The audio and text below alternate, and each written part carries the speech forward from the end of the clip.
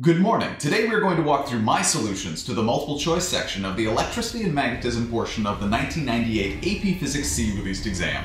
AP is a registered trademark of the College Board which was not involved in the production of and does not endorse this product. Here we go. Hey guys. Hey Bo. Hi Bo. Flippin' physics. Problem 36. A resistor R and a capacitor C are connected in series to a battery of terminal voltage V naught. I put delta V sub T because I prefer that for terminal voltage.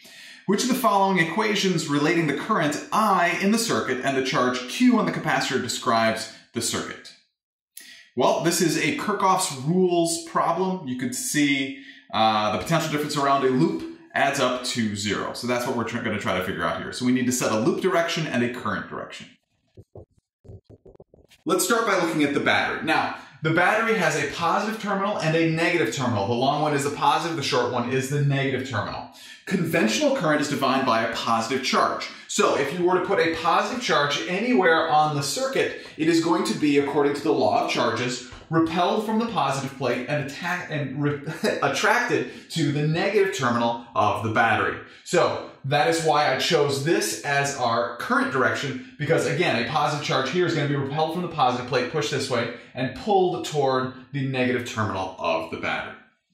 That's the current direction. Now, the reason I picked this as our loop direction is because all of their possible answers have a positive potential difference or terminal voltage across the battery. Therefore, the loop direction has to go in the direction of the battery from negative to positive terminal in order for that potential difference to be positive. Now, we know we have two different equations for the potential difference across the resistor and across the capacitor.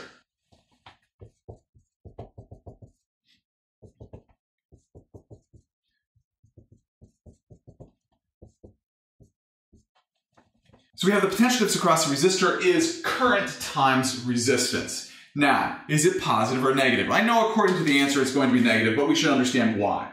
As you go in the direction of the loop, if the current is in the same direction, then the potential goes down across the resistor. Because you're going from positive to negative, the resistor takes energy away from the system, and generally it takes that energy and puts it into heat energy. It dissipates the energy in general. So you're going to have, if you go in the direction of the current, a negative potential difference across the resistor.